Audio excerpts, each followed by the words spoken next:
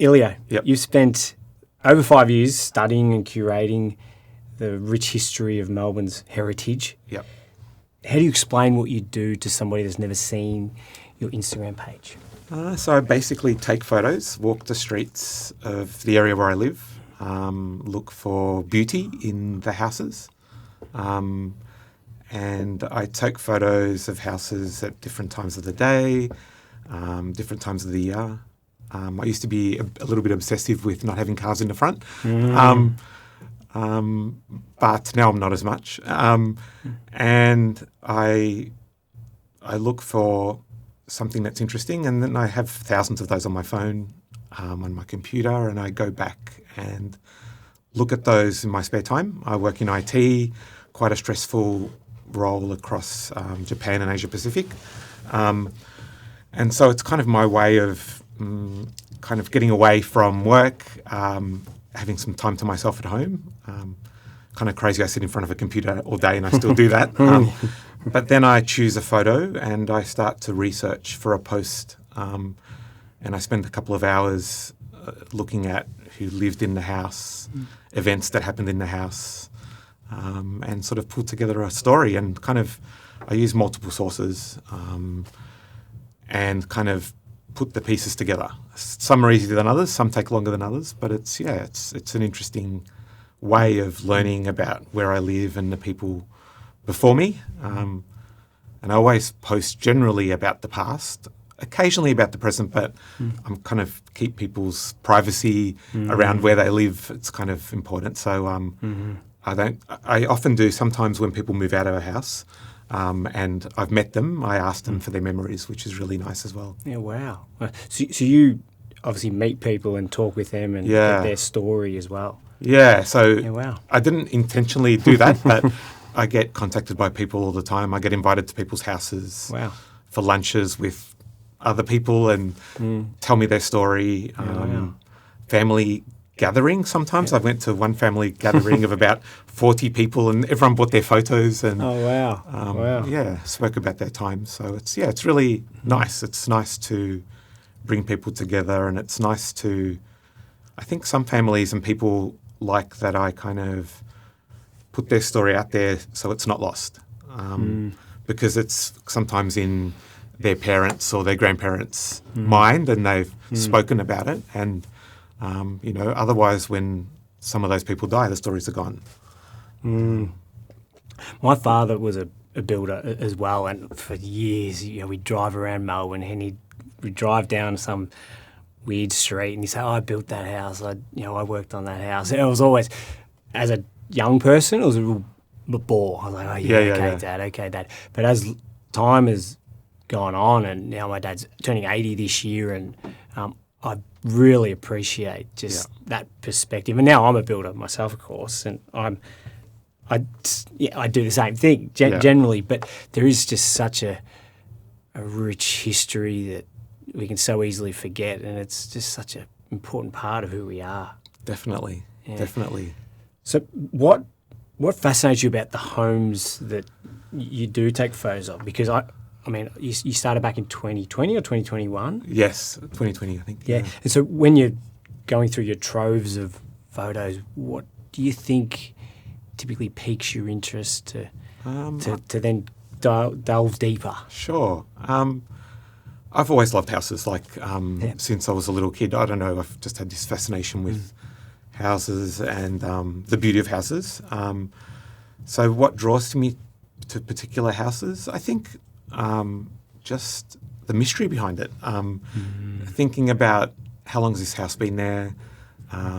Is it relatively new? Like, is it in the 19th century or the 20th century? And just thinking about, even my own journey in terms of growing up as a kid, and, we didn't move very much, only a couple of times. And, thinking about the family occasions that we had in the house, the good times, the bad times, and just thinking about, and when I started delving into houses, I realised that in Australia, since people started to immigrate out here, our history hasn't really been that long. So when I'm going through, the newspapers, family trees, directories of where people lived, it's not actually that far back that I'm going.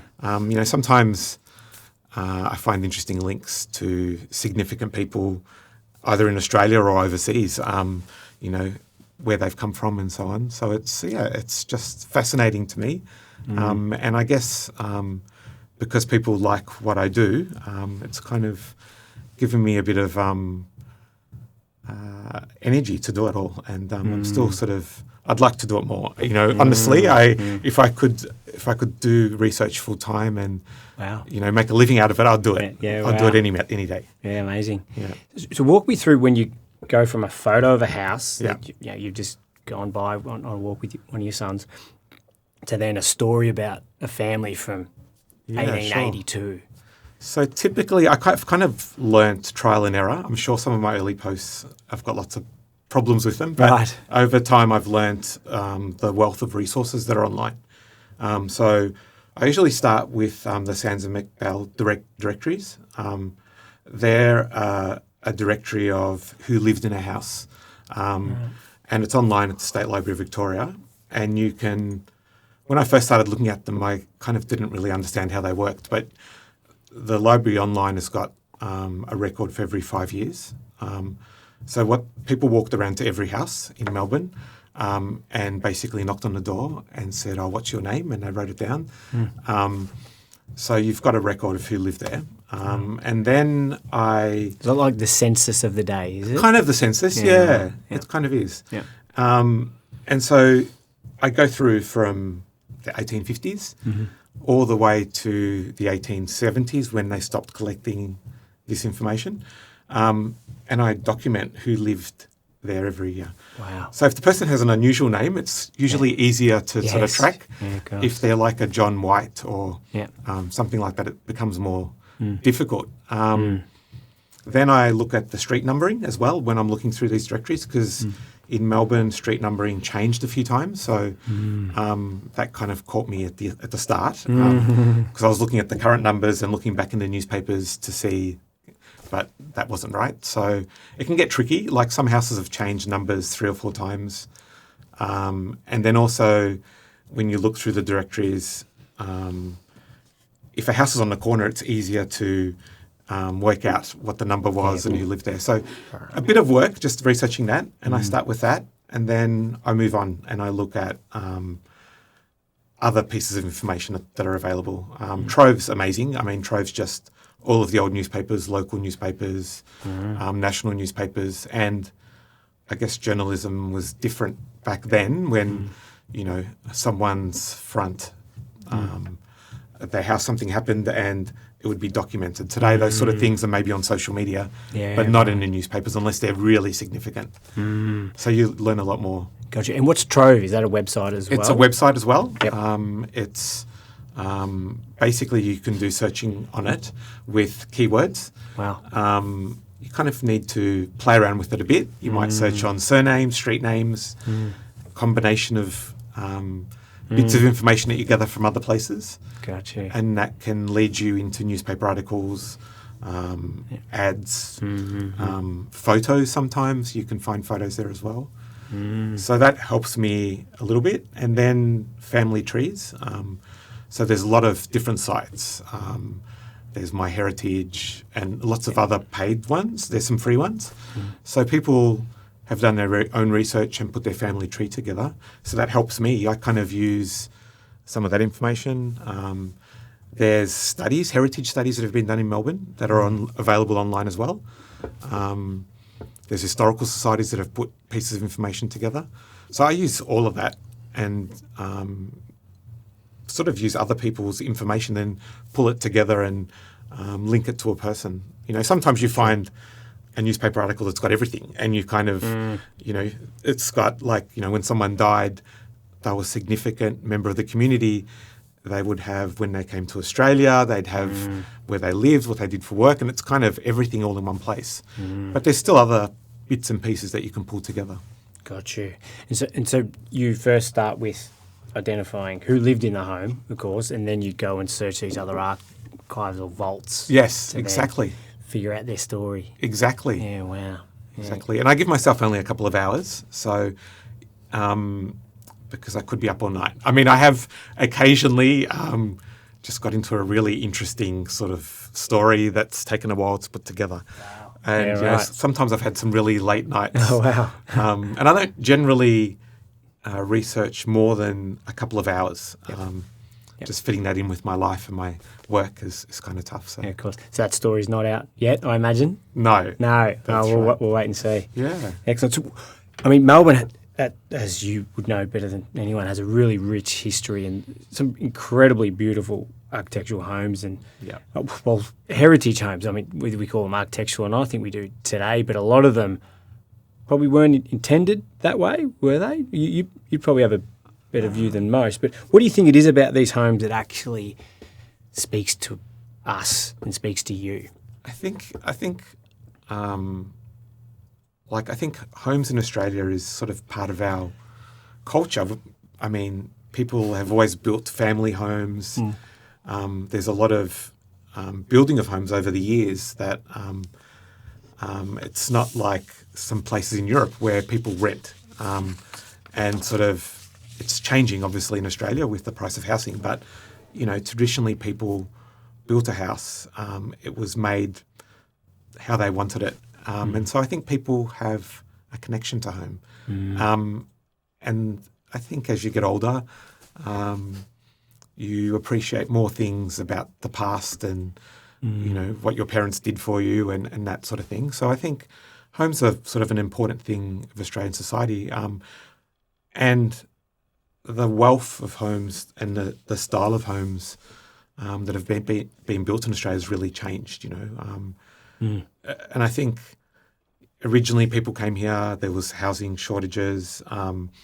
People would come out with their tents on a boat. You were saying before there's housing shortages in 1850s. Yeah, 1850s. So 1850s, there wasn't enough. Houses couldn't be built quickly enough.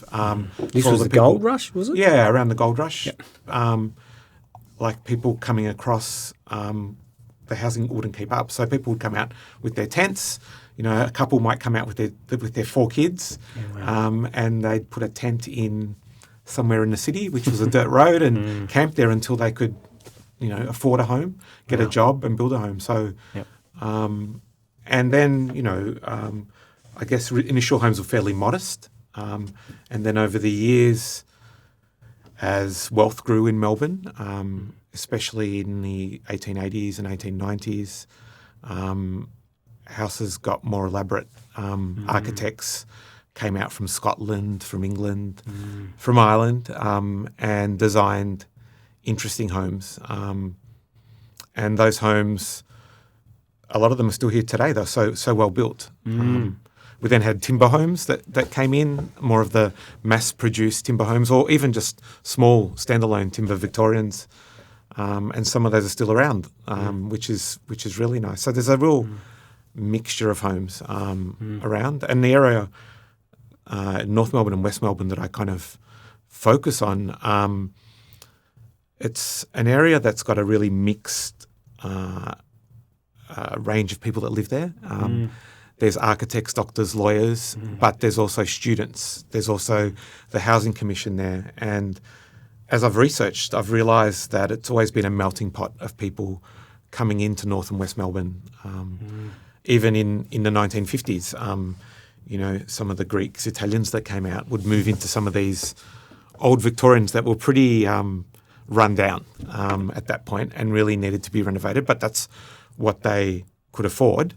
And, you know, people that had been in Australia for a lot longer were moving out into the suburbs with bigger homes, a garage for their car, and all this kind of stuff. So a lot of immigrants, came in and into those homes and sort of put their own touches on those houses. And some of those houses still survive. Other ones, no one's ever put any money into them to keep them up and have gone. But, there's amazing architectural homes that I've come across. And North Melbourne hasn't really been, and West Melbourne hasn't had the money put into it. Like if you look at Fitzroy and other suburbs, a lot of wealth has come in and they've restored everything. But I still love sometimes the paint peeling off homes and holes in the weatherboards or like my 90-year-old neighbour in my last house Wow. who had holes. She'd lived there since she was a little girl, Wow. but she had holes that you could see the dirt in her house underneath the floorboards. Yeah, wow. And she lived there She for 80 lived years, there. 80 plus years. Yeah. Wow. that's Almost, incredible. the age of 90 she lived there. Yeah. So, yeah. I can certainly vouch for these homes being really well built. I'm incredibly surprised. The engineering that goes into a home today, and we've got a home just in Fitzroy, 150-year-old home, and all blue stone footings, the old shale as well, and Yeah. it just has not budged at all over 150 years. It's phenomenal. I don't quite understand, but I'm not an engineer, don't need to. But as you're saying, during the time of probably post-gold rush, I'd imagine, where a lot of wealth came into Melbourne. That's right. And so people, populated the city of Melbourne. And then a lot of businesses and these homes weren't just used as, like we do. Maybe work from home's changed that a little bit. But a lot of these homes had businesses out of them, whether boarding houses or... Yes. You covered many of those stories? Yes. Yeah. So a lot of boarding houses for people coming out alone and all around Melbourne. And, there'd be boarding houses, there'd be shops. Really intriguing stories. Like I've documented one about a family who came out from Italy in the early, I think about around 1910 or 1915, and they started the boarding house for men who were coming out from Italy alone and were working at the wharves.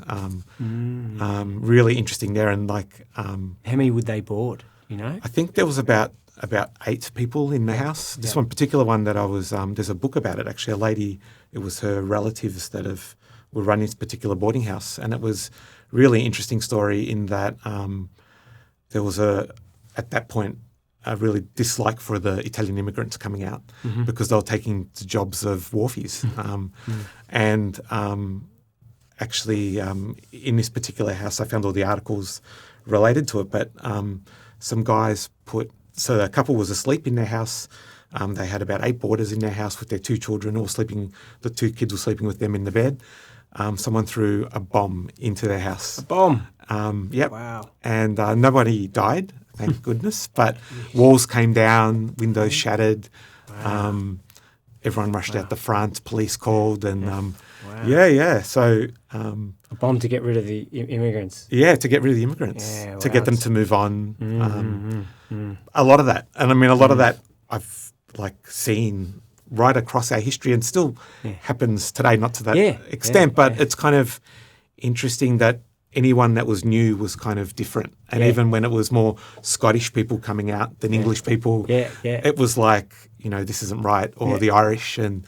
I'm sure the person that threw the bomb was probably only first or second generation himself. That's right. That's right. That's wild. But amazing stories. Like that's about a boarding house, but even about shops. We've gone from having lots of little family-run shops everywhere to big supermarket chains. It's kind of sad. Like when I read the stories, it's kind of, for me, it's kind of sad because they had something really special about them that's kind of gone. And, there's a lot of people starting businesses now that are kind of that family kind of business, doing it tough. But, there was something really special about it. And all the things that would happen in a shop, how they'd, intertwine their family and the shop so everyone would work there. And lots of really interesting stories. Like young kids working there at 7. And that's right. Yeah. And horses, having most families having a horse out the back in the shed, and then the evolution to cars when that came about.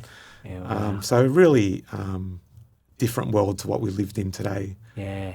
It's very sort of sad in ways that we've gone.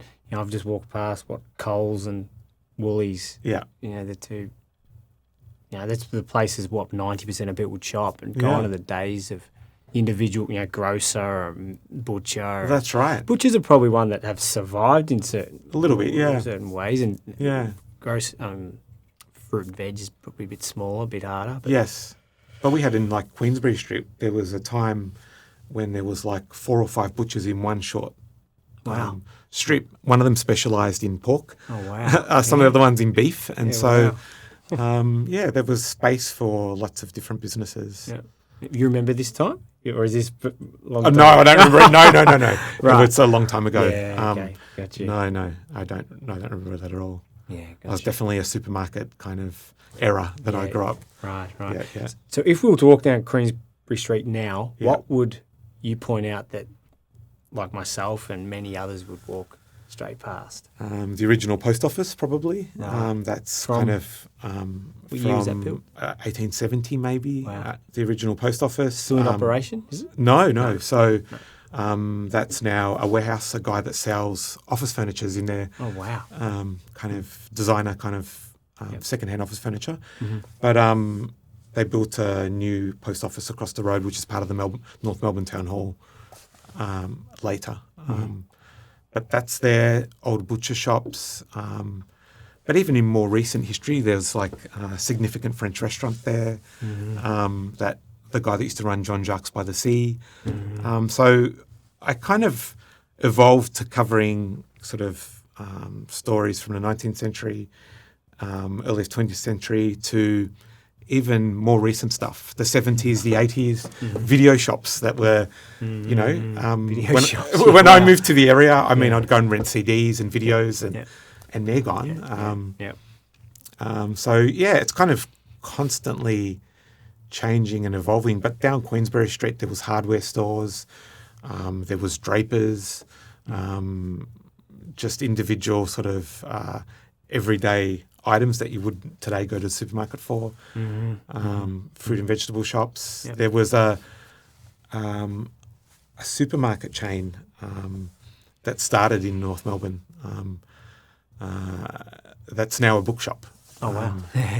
But it's interesting. Instagram, so people sort of add to my stories, but I often descendants of the original families that were there often find my post and start telling me some more about their family members or one particular lady, she sells books, and so she goes to this bookshop in North Melbourne. She goes there on a regular basis, but she never realised her descendants actually ran a supermarket in that place. Oh, wow. Yeah. Incredible. So, I notice with just about all of your posts, there's always somebody that can relate to that house. Yes. I read yesterday, I knew I was halfway to my friend's place when I passed that house. Yes. I mean, you see so many of them. It's quite astounding just how much we relate to these homes, whether they're a landmark or whether they're deep histories of that's right. bygone eras. But people don't know about their own families. This is the thing that sort of shocks me sometimes is that, maybe they know 2 generations back, but past that, a lot of people don't know. We've got a guy in North Melbourne who's in his 80s, and I haven't posted this story yet, but we've become friends. He runs that furniture shop, and I bought a dining table from him once and walked past, and he's been there since, I think, the 70s. So he's in his 80s now. But I went and sat with him a couple of Sundays ago and asked him about himself, and I wanted to know his story and about his shop. And he, in the last 3 years, recently found out that his dad wasn't actually his dad. Oh, wow. So he's 80? He just found out 3 years ago. Wow. And he's like, all I know is I've got this photo that he was a US serviceman. Yeah. Wow. And he showed me the photo. His daughters went inside and got the photo out and showed me. And he said, I've been able to find, this was his name, but I haven't been able to find anything else. Wow. So I said, let me go home and let me do some research. Yeah, wow. Within about 40 minutes, I'm pretty sure I found his dad. Oh, jeez. And so I found his dad's grave. I found siblings. I found his uncles. Wow. And on his dad's uncle, one of his uncles on the gravesite, there's a photo of his uncle as a serviceman. It looks just like him. Wow. And he's gone his whole life. And the story's interesting as well because it was during the war. So his mother was in Melbourne and his father went off to war. Right. And his mother met a serviceman, an American serviceman. Yep. They got together and she Yep. got pregnant. Yeah, wow. And he went back to the US. Yep. And he started his own family. Yep. And she obviously told her husband when he came back, and they kept it a secret their whole life. Yeah, wow. That's incredible. Jeez, what a story.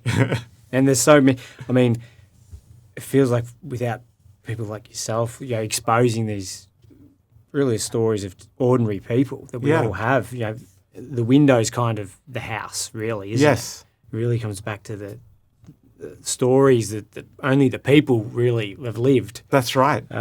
Through it. So do you feel we may be at risk of losing part of this history in Melbourne? Melbourne's now becoming a really big city. Yes. There's a lot of, again, beautiful, rich heritage homes. There are a lot that you document. Yeah. Do you feel like we're at risk of losing it? Definitely. Definitely. I sometimes I guess what people do to homes I'm horrified with. I know a lot of the old homes are really difficult to live in. The earlier homes didn't have many windows. Some of the cottages, I lived in a workers' cottage in West Melbourne, and a lot of the heritage stuff when I bought it had gone. They'd knocked it out and sort of done an 80s renovation. Sometimes it's really sad. People don't appreciate kind of the architecture sometimes or what's gone into it. Knowing it or not knowing it or not appreciating it, they want to make it livable for today, for their family of today and what they see, how other people live. But I think... And you can do that without, yes. You can. You do need to be much more considerate because there's, where we walk into some renovations, just bastardised. Yes. Especially 80s and 90s. There was a period there where, I don't know, it was owner builder or what it was, but builders just didn't give us stuff, and just feels like we lost a bit of respect for the way we used to build things, and you can't. We don't build like that anymore. You just don't. We've exposed this bluestone wall. I don't know if you've seen on our Instagram of this home, the 150-year-old home in Fitzroy, and the clients actually went through and scoured every bit of bluestones in this wall, and it's like a mishmash, but it's just absolutely gorgeous, and you never do it today. No. It will never be repeated. No. So just to recognise and appreciate that, it's really valuable. If we can talk about money, it's valuable monetarily, but it's really valuable from a cultural perspective. I agree. Just that real romanticism almost and the pride that you take in restoring this thing that's 150 years old. And now it's going to extend its life for another 150. Exactly. It's incredible. Yeah, and I sort of have grown to appreciate houses of other eras as well. My parents built a house in the 1950s after they'd came out to Australia, and I grew up in that house, and they sold it at some point, and we built a 1980s house. But I've gone back to that house, and I love it. I wish that someone would buy it and restore it. Because pink bath, pink bathroom cabinet, kitchen sort of cupboards in timber and all different colours. But even 80s homes, there's some amazing 80s homes that you look at today and you think, wow, it's really interesting. And I hope that does get preserved as well. Even some homes out in the suburbs where, ethnic families had these big brown brick homes that today there's some people that are kind of including that in their renovation, which I think's amazing. Celebrating it. Yeah. That's really cool. Yeah, we used to be a lot more colourful. Yes. What happened? Everything's white. I know. It's kind of sad. It is. But there's a house that sold in North Melbourne about 2 weekends ago, and it was I found the architect, but it was a horsing family that originally built it, and it was, I think, around 1890s that it was built. And this house is beautiful. It's very richly decorated Victorian, and it sold for over $3 million. But one of the families that had lived there contacted me after the sale and sent me a photo. They're a Maltese family, and their dad bought it because it was quite cheap at the time, and he'd painted it mauve with a white picket fence. Yeah. Oh, wow. And he remembers his friends calling it the birthday house because it looked a bit like a birthday cake. So it went from this richly decorated Victorian to this kind of birthday cake, and they even had a trompoliole inside of this kind of Italian village scene in one of the walls. Yeah. So he went to see it when it was sold, and it was all white interiors. Yeah. It still had some original features. The floorboards looked beautiful, and the outside had been beautifully restored. So it's a great house. But it's interesting how they evolve and so on. People just trying to shrink it down. People just don't want to stand out, I think, today. Yeah, I think so. There's something about that. I think so. How's this changed the way you look at home? I imagine, I mean, it seems to be a deep-rooted thing in your life. If you were talking about earlier as a kid, you got involved with your builder when your parents bought a house? Yeah, so my parents had built this 1950s house, and then in the 80s they wanted a bigger home. So I was in my, I don't know, maybe 14 or 15, but they realised I had a passion for maybe design, even though I don't work in the industry, or design and houses. So they let me work with the engineer, which is kind of, I can't imagine my kids working with an engineer and architect, but around the design and selecting things. So I kind of was a big part of that. They kind of gave me free rein. So that kind of led me to, buying my own place and sort of restoring that. Yep. I bought a one-bedroom Art Deco apartment in Flemington in my 20s. My parents were horrified because the price I paid for a one-bedroom apartment, I could have bought a three-bedroom house out in the suburbs. Yeah, wow. Yep. I kind of restored it, but with kind of a modern sort of touch, made it really livable. Yep. And, that's kind of how I sort of started. And then I sold that and bought my first house, which I kept for a long time. Yep. But the city's changed. Like, we were living in West Melbourne, and I had two young kids at the time, and we had a lot of Airbnb come in, which has really changed housing as well, you know. And so we had constant parties around our house. So we decided it was the time to move on. But, yeah, wow. Yep. But yeah. And so how do you think we honour this,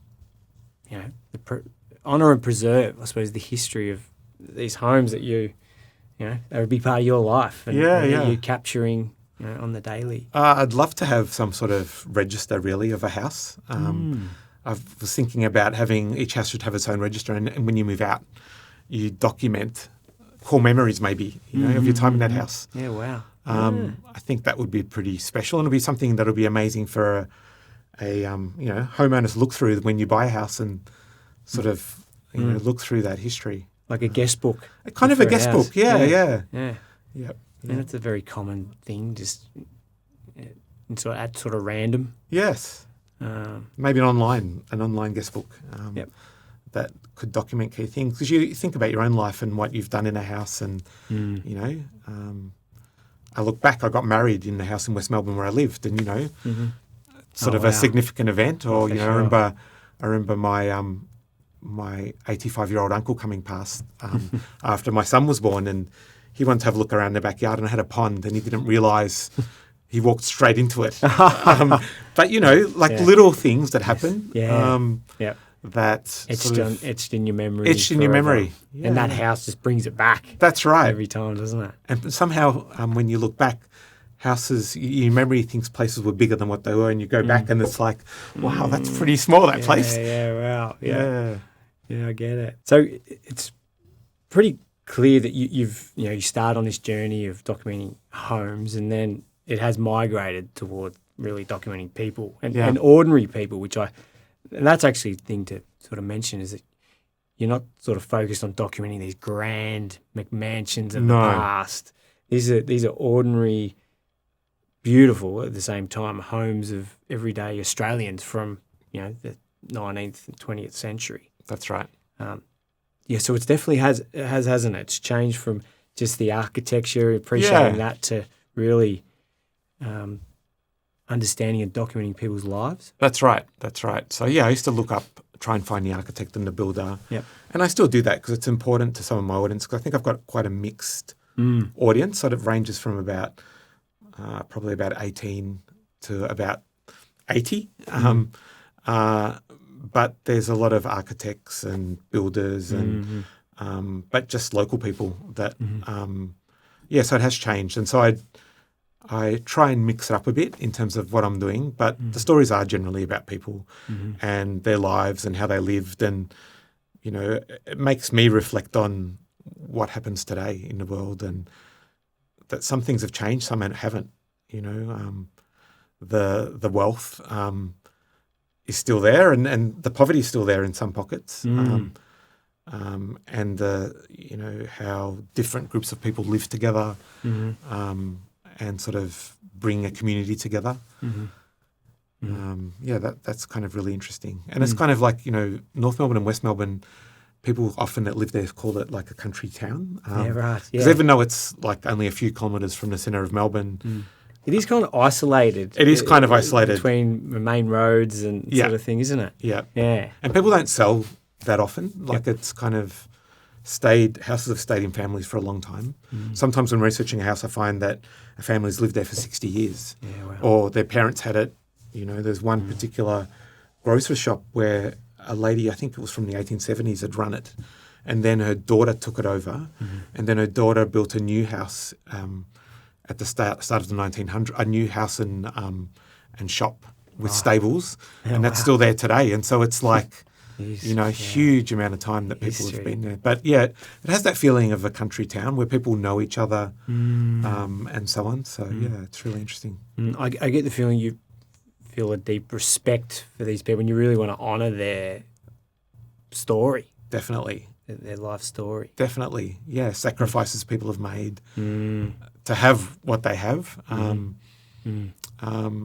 And difficulties, different times where different things have happened in the neighbourhood, And we're close to the Vic Market, and there's quite a few homes that I've linked to people in mafia. Oh, wow. Which has been fascinating wow. to read because I didn't really know that much about it, but it's been intriguing. Recently I posted a house that had a connection with the mafia, and one of the guy's descendants had found it. Wow. And sent me a message and said, I had no idea. Oh, really? This was my relative. I had no idea that this actually happened. Can you send me all the individual links? Yeah, wow. I'm like, yeah, sure. But, you kind of don't maybe know, and you don't appreciate kind of what was next door or what was there before you, or, What's a story that sticks with you most? There's a couple, but there's two actually that really stick with me. One is an old pub from probably around 1870s, and it's now a home. And like I mentioned earlier, that I didn't really take photos with cars out the front in the past, and I was worried about showing number plates and so on. But this particular place, this pub, had its facade done recently, many years ago. It had its facade done. And the person had a really bright orange car. And when I took the photo, it actually looked good together. And so I thought, I can't post this without getting the owner's permission. And I rarely ever knock on anyone's door. Yeah, okay. But I did this time. And so the owners invited me in and said, we'll show you some things. And they showed me a bluestone wall with the name of the pub on the inside that they uncovered when they were doing renovations. Oh, wow. And then they said, we also found a photo in a wardrobe when we moved here. And so they went and got the photo and brought it out. And it was by a really significant photographer, and it was taken inside the pub, but in the 1950s when it was an Italian grocer shop. And it's kind of, the photo's sensational, like it should be in a gallery, and it's basically a guy with an apron on standing behind a counter. There's all like salami hanging from the roof. There's fresh breads. It's basically an Italian deli, but kind of almost for a photo shoot in the 1950s. Yeah, wow. So that was really interesting. But I then researched this guy, and what I found was he eventually sold, and they moved to Essendon or Niddry, somewhere like that near the airport. But I also found that there was huge tragedy in this guy's life after that. His brother lived in a house nearby, and an aeroplane in the So his brother lived in a house. He'd sold his house. They were about to move out. They were moving out to a farm in the country. Aeroplane crashed on their house and killed his wife and his 5 children. Oh, geez. So like insane, the links. And him? He wasn't there. Wow. He was out looking at the property at the farm. He drove into his street, and there's ambulances, fire brigade. Jeez. Wow.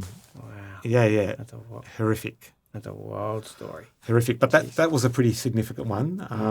And another one was an Italian family that did really well near the market. They had a music shop, so they sold records. Italian migrants wanting to buy Italian records. They had queues at the shop all the way down Victoria Street to the Vic Market. And the family told me that, because they got in touch with me, they used to take garbage bags full of cash to the bank. They were making so much money during that time. Yeah. Insane. The kids walking down to the bank. That's right. But they'd built a house in Queensbury Street, and it was a cream brick house.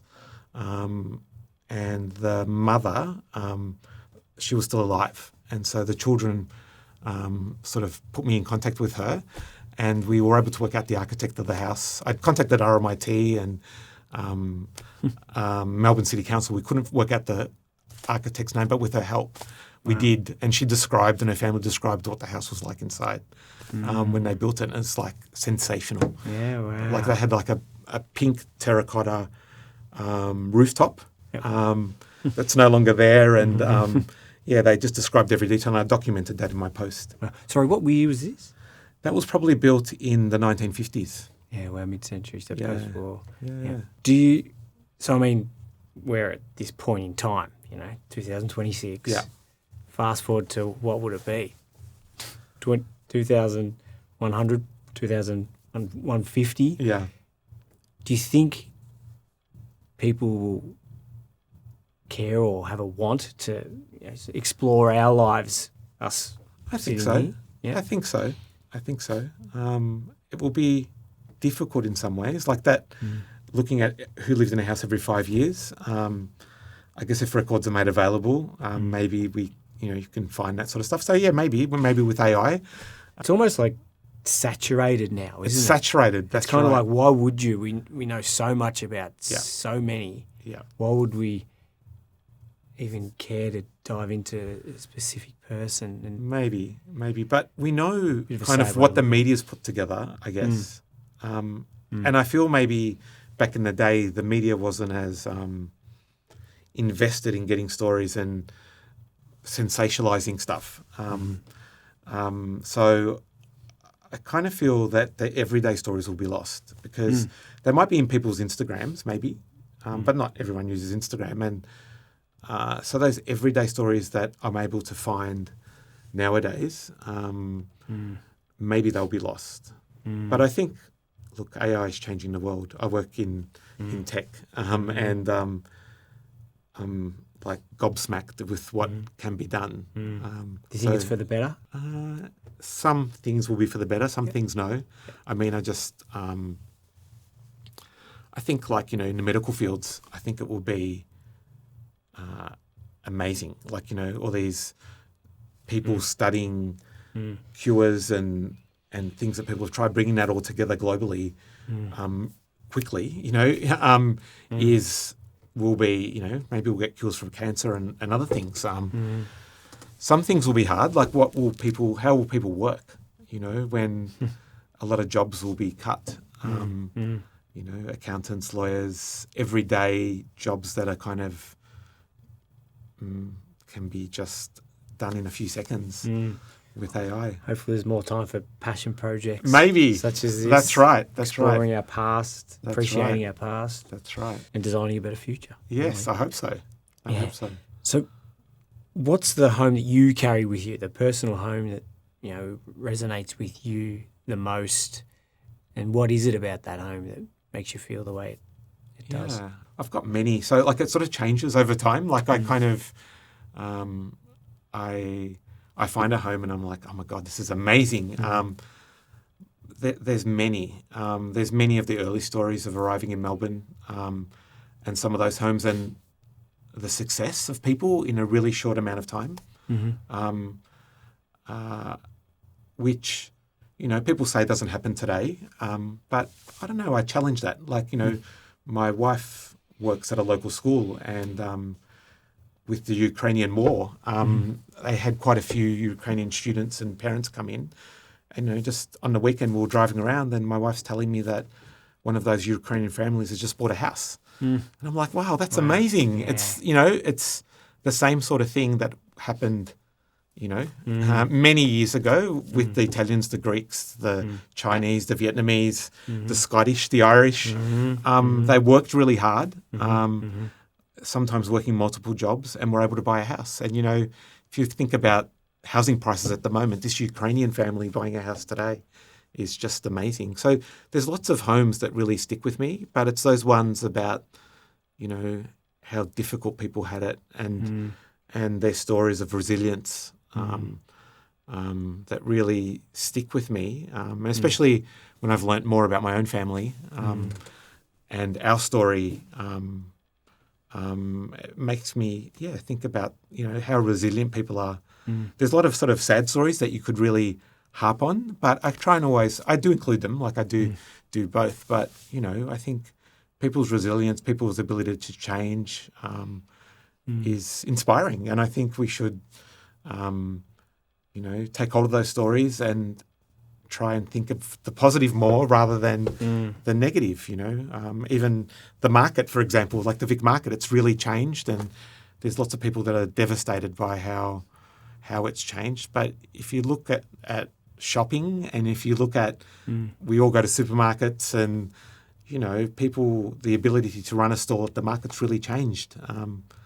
A lot of people blame the government and the people that run the market, but I kind of feel like, the world's changed, and so it kind of, things need to change, and homes need to change, and evolution, isn't it? Yeah. At least the market's great. I mean, my view, it's a great market. And it still does really support, as I understand it, the smaller business. You go there, you don't get your big franchises, which is why people go there. That's right. But sorry, you've obviously seen so many homes, but what's the home that your family home that really resonates with you, that comes back to mind? Yeah. As soon as you say. So one home that really stands out for me is there's a big home. It's a mansion for really, but it's had an architect living in it for a long time. He was an architect at Melbourne University. Is this home you lived in? No. Are you asking me home, that I lived in? Yeah. Home that I lived in. Yeah. There you go. Yeah. Home that I lived in that really stands out. Probably my West Melbourne home where my kids were born. That sort of stands out. Yeah, special. I had it for 17 years. I owned it when I just started working, and I was a bachelor and could just walk into the city. Occasionally come home drunk. But then I read you locked your keys. Yes. In it. Yes. When I first met my wife, actually, we went out. Oh, well, when we'd first met, she'd moved in actually, and we had some friends over, and we invited them over for dinner. We all had a bit much to drink and decided to go out for more drinks to a local place. Very good. And we got back home and we'd lost the keys. Yeah. So but that home really stands out. I mean, all the memories that we built in there. So I know people keep asking about a book. Yes. Is it on the agenda? What's the honest answer? Not anytime soon. One day I'd love to. I'd love to do it today, but I've got a fairly job that takes a lot of my time. And that's kind of how I earn my living, send my kids to school, everyday expenses. So I don't make any money out of my Instagram. It's pretty much a passion project. But yes, I would like to do a book one day. I've got all the content for it. Yeah, that's right. It's just a matter of putting together the photos, and my wife's an English teacher, so she could help with it. Yeah. So definitely, yes. Perfect. Where can people find you? Yeah, so just on my Instagram, Houses of North and West Melbourne. Yep. One of the more longer names of the most popular page, I think, just around Melbourne. Yes. Very good. Definitely a long name. Excellent. Thank you, Elio. Thank you for joining me today. No problems. That was excellent. Excellent. Great. Cheers. Thanks. Thank you. Thank you. Thanks.